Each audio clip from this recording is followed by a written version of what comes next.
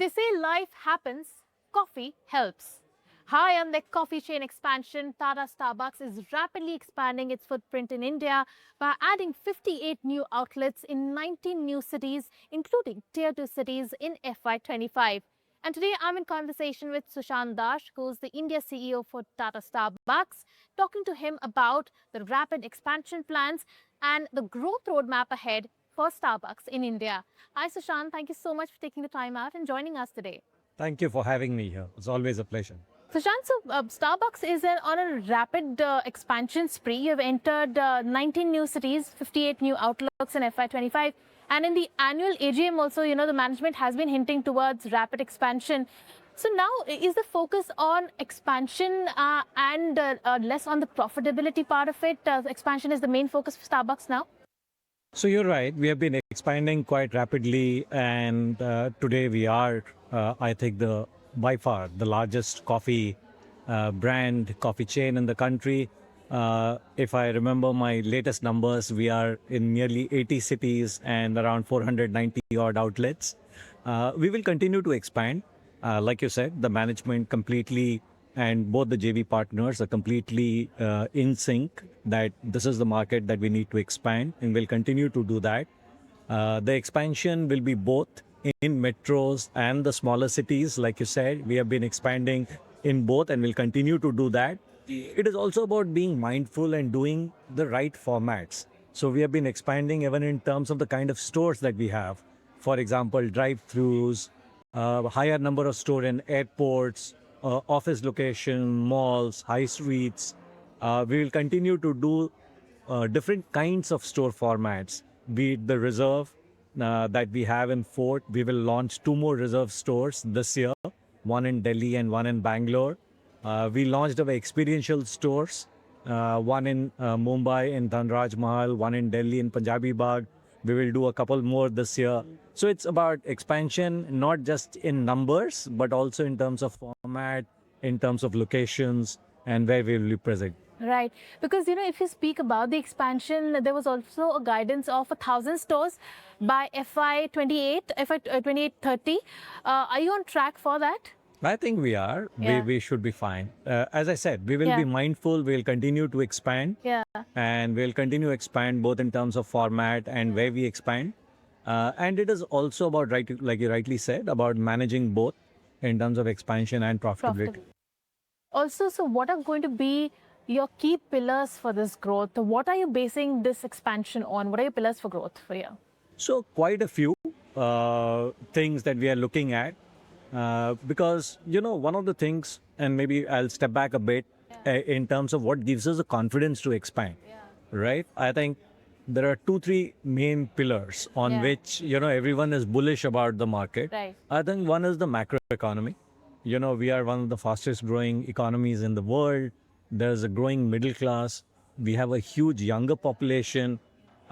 So all of that is also resulting in the growth of the coffee market. If you look at the cafe market and the expansion in the market and the excitement, there is a rapid growth. So that gives us the confidence that this is a growing market and we'll continue to expand. And there is, more people coming into the coffee category while we are a tea drinking nation.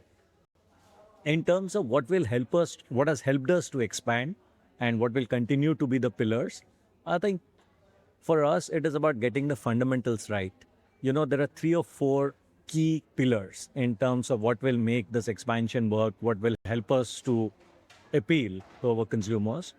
The first is obviously that we need to give the best coffee. Yeah. Right? We are about coffee. And Yes. I know it sounds cliched but it is about ensuring, and I think that is what our differentiator is. We are about coffee. We have 50 years of expertise of the Starbucks brand of sourcing globally. I think no one else can give the kind of coffee, the best Arabica, high-grown, specialty, top 3% coffee, which is what we give to our consumers from different parts of the world. I think that is the first and important thing. Second is in terms of the coffee experience, what we call the third place. And that incorporates the design in terms of the ambience. It needs to be comfortable. It needs to make you feel to want to go there, the coffee house experience. It is about our partners, the training, the personality, the connect. Like we famously say, you come for the coffee, but you stay back for the connection and the warmth. Yes. And I think that is what differentiates us from the other players. Yeah. The last pillar, I think, is about looking at how we can create empathy and bring in elements of our culture, the Indian culture, to a global brand. And I think there are two, three things that we have done there which has worked very well for us. I think one is obviously the food and the localization in terms of, because Indians at the end of the day have a palate where we prefer our own kind of food. So how do we bring that nuance in terms of a food? So if you look at it, we have things today like the thicha swirl, we have things like the reverse vada pav, things that the For the Indian Indian palate, palate, for the Indian yes. palate. So that is one part of it in terms of the food. There are also smaller learnings. For example, in India, we don't drink a lot of beverage. Our share of stomach is, ever at home, when you drink your chai or your coffee, you drink in It's smaller cups. smaller, Yeah. yeah. So we launched the Pico size, which is Yeah. only in India. Yes. Because that caters. So the reason I'm making this example is what gives us the confidence and why we will expand is because we understand the Indian consumer. And then we have bought the same to the beverages. So, for example, the choices. And as the Indian consumer evolves, and we are seeing that, there are new consumers coming in, but there are also consumers who have been with us for 10 years, 12 years, right? And they have evolved. So today they want coffee with different brewing methods or coffee from different origins or different kind of flavor profile, and that is what you need to continuously provide for. You would have seen our new blonde roast relaunch, and we are not going to upcharge for that because we believe that consumers today want an alternative which is smoother, lighter, more citrusy. So that's what, for example, we have launched, and those are things that will help you to gather and get more consumers, both the new consumers as also those who are evolved. So a couple of things you mentioned there. We'll come to all of those, the formats and everything one by one. But there's a very important thing that you mentioned. You said that people come here for coffee and stay back for connection. Interestingly, Indian market is very different from the rest of the world. Because in India, coffee is not really a habit. Once you enter a coffee shop, you come either with your friends, you here with to catch up or for work and so on. How do you cater to those experiences? Because now in India, it's not just about the coffee, it's also the experience. Absolutely. And you're bang on. And I keep saying that again and again. And that's something that we very strongly believe in. And I think that is an inherent. And if you look around right now, if you see we are in the store and in the It's middle of. bustling Yeah, at it's 11 bustling. o'clock. But Yeah. you're right. But a lot of them have come to either work on their own or to do a meeting or Yeah. to catch up with a friend.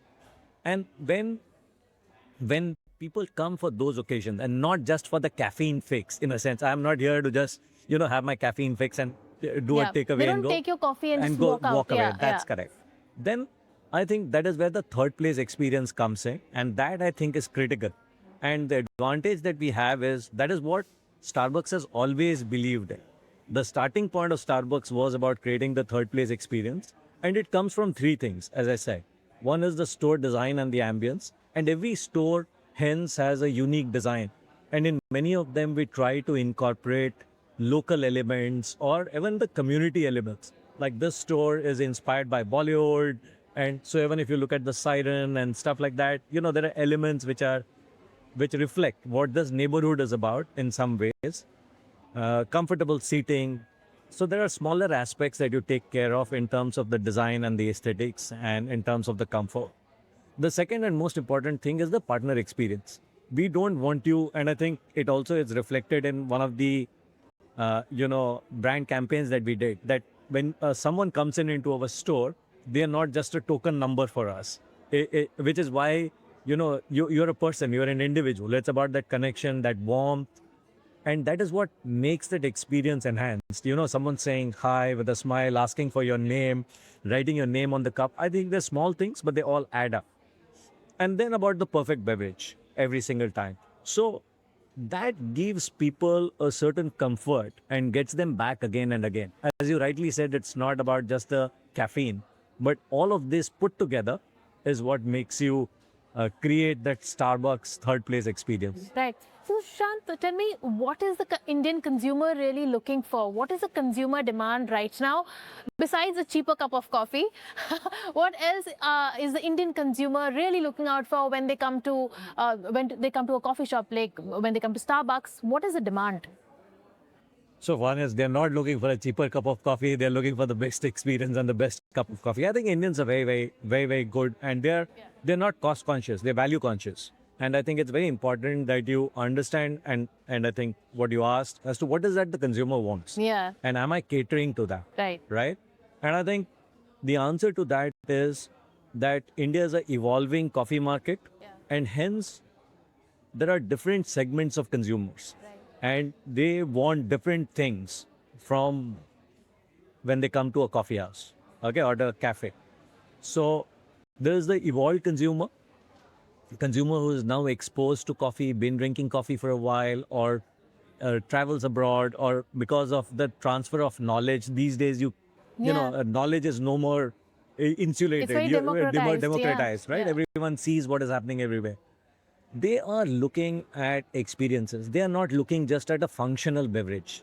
They are looking at different, like I said, origins, coffees from different origins, coffees which can be brewed differently. The same coffee, how do the nuances come out when I do it in a French press versus an espresso versus, or they are looking at different kinds of flavors, right? So they are looking at hence experimenting and experience, and they're looking to personalize. They want a uniqueness for themselves because they think that they know their coffee, they are evolved, and they are trying to move from a functional to a more personalized experience, which is hence one thing that you need to give, which is where the different kinds of coffees, the introductions that I talked about, or the brewing methods, where the reserve store, the experiential store comes into being, or even things like, you know, the jaggery cortado or the date palm cortado or the jaggery latte, because you're infusing Indian elements in some way, which is what they're looking for. Then there is the new consumer who is just shifting from tea and coming to coffee. In some ways, they want to experiment with coffee, but they are still looking for more, you know, in some ways, the familiarity of tea. And in some ways, you are, like you would know, in India, we don't brew our tea. We Yeah. boil our tea, right? Right. Kada, Yeah. Kadak chai, as we call it. And that has a certain mouthfeel, right? Because of the milk, the sugar, the caramelization. So in some ways, people are looking for that, new entries, that the coffee also needs to have certain elements of that, which is why we launched the Classic, which is more for the Indian palate, for new people who are coming into the category. So I think it is a continuum in India of people who are getting into the category and what they want. And then there is the Gen Z and the millennials. Yeah. Yeah, and they're slightly different requirements in terms of the segments that you need to cater to. Right. So I was going to come to you about that.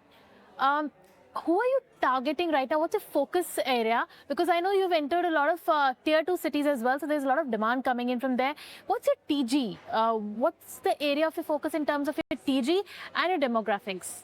So we don't look at it from a demographics or an age point of view. Like I said, it, you know, it is still a growing market. You know, as compared, we are a tea drinking nation. Tea penetration is 95, 96% at household level. Coffee is 20 odd percent.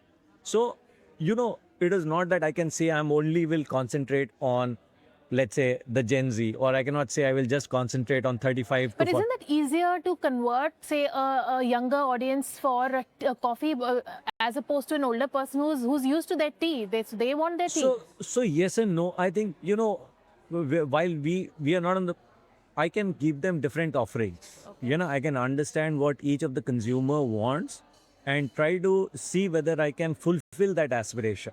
Okay, and I can also do it by store types. My advantage is now that I have that many stores, I can say that this store, given the area, could be more towards the younger generation, or this could be more towards the working population. if I have stores in BKC, I know that the people who will come there will be more the working professionals. Correct. And, as compared to, let's say, if I'm in Bangalore and I'm in Lavelle Road, I know it will be more the youngsters or people who are going shopping. So then I can cater my offering or the focus in terms of what I want to do. So the answer to your question is I'm not targeting a specific kind of person from a demographic point of view.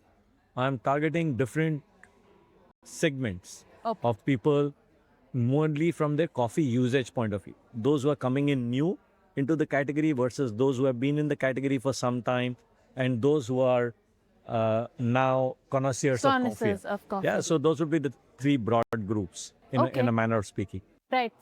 So talk to us about the challenges now, the challenges of coffee market in India, or the competition perhaps, because there are a lot of other global franchises that have also entered India. There's Tim Horton, there's this third wave, there's Blue Tokai that are also expanding in India. What are your challenges and how does the coffee landscape in India look like to you right now? So as I said, the coffee landscape to us is very positive. There is, I think, like you yourself said, the fact that there are so many players that have come in. Yeah. And even in the last year and a half, if you look at the number of independent, Absolutely. The even local coffee that is shops what that I'm have saying. come up, yeah. Like the number of independents that have come Yeah. up is huge. And I think we are actually quite proud that in some ways we have helped to grow this coffee Coffee culture. market, yeah. Right? And obviously people have seen that, and when we started expanding, people obviously saw that there's an opportunity, and that is what, and as you rightly said, first it was the larger multinationals Yeah. and the brands that came in, then you had the Indian brands in some ways that came in, and now you see the independents that have come in. So if I look at the number of cafes that have opened in the last 2 years, it has nearly grown by 70-80%. Wow. And in some ways it is good. As I Yeah. keep saying, in a category that is growing, more the number of cafes, better the opportunity for the category to grow.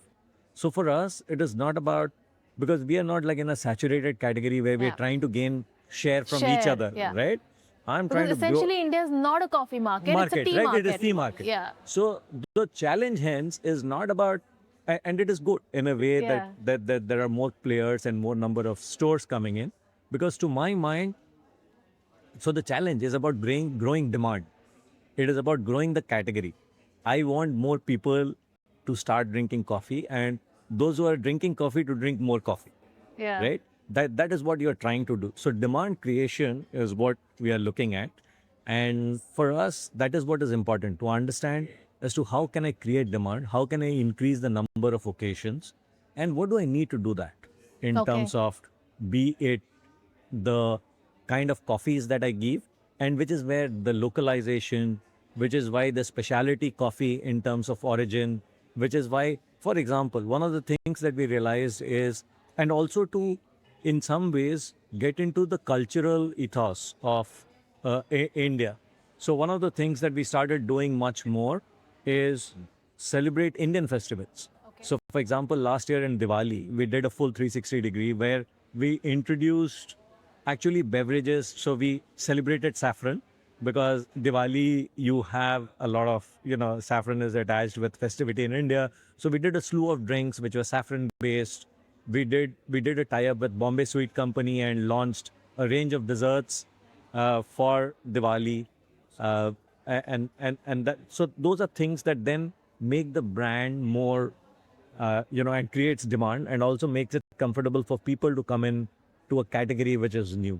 So those are the things that we will continue to do, and that is, to my mind, where we are going. Right. So what are the markets that are looking attractive to you at this point? What are the markets that are driving growth for you? And perhaps markets that you would want to enter, because you've also entered tier 2 cities now, right? So what are these cities, and what are your plans for the other cities?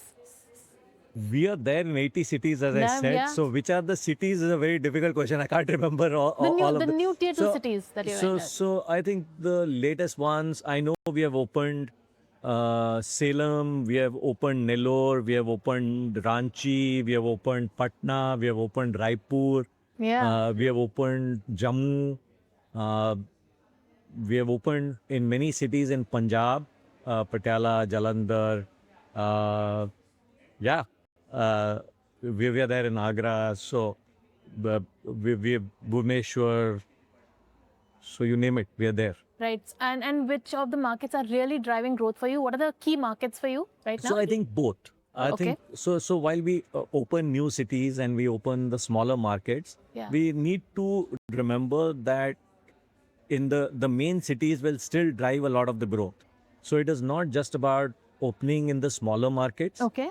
It is also about a lot of areas in the larger cities where there is opportunity. So we continue to grow in Mumbai, we continue to grow in Delhi, we continue to grow in Bangalore. There are new neighborhoods that are coming. There are new, the cities are also expanding.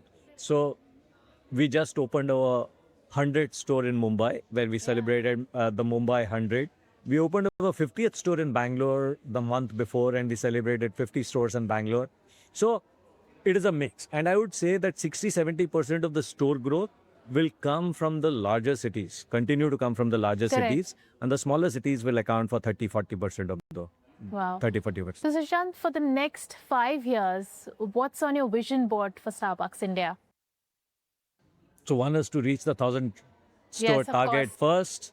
So that would be the first milestone, Yeah. I would say. We are nearly there at 500, Yeah. so it's a matter of a Time month. since you- or a couple of months, we should be there.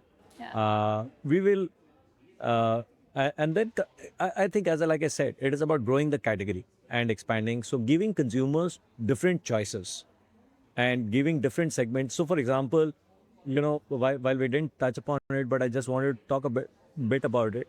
One of the things that we are realizing in India, mainly with the younger generation, and it is in a sense a global phenomenon which has also already come to India, is the Gen Z, and in some cases the millennial also, the younger generation prefers the colder beverages. So we are seeing a clear growth in Okay. terms of cold Cold brew, beverages, yeah, cold brews, brews, yeah. and you know, given that we are a tea drinking nation, I would have thought that, and hot brews have been Yeah. the staple, right? Yeah. But a clear shift in the younger generation towards the colder brews. Okay. The other is one of the things that we realized and we launched that, which has been doing very well, is the refreshers, which are the non-dairy, more fruit-based with green coffee extract, which has been a big favorite with the Gen Zs because they're also a little bit more colorful, fruit forward, and they are, in a sense, because they are non-dairy, they are not as heavy on the palate. So we are seeing some clear trends emerging, which is also, so you need to keep track of what are these trends, and things are now happening very fast. So perhaps pivoting to those changes. Yes, trends. So that is what will continue to drive us. We'll need to be ahead of the curve. Other than that, I think continue to do what we do. All right, serve coffee with a smile. That's correct. Connect, warmth, right ambience, and keep innovating. Right, Sushant, thank you so much for taking the time out and joining us. My pleasure. Thank you so much. Thank you.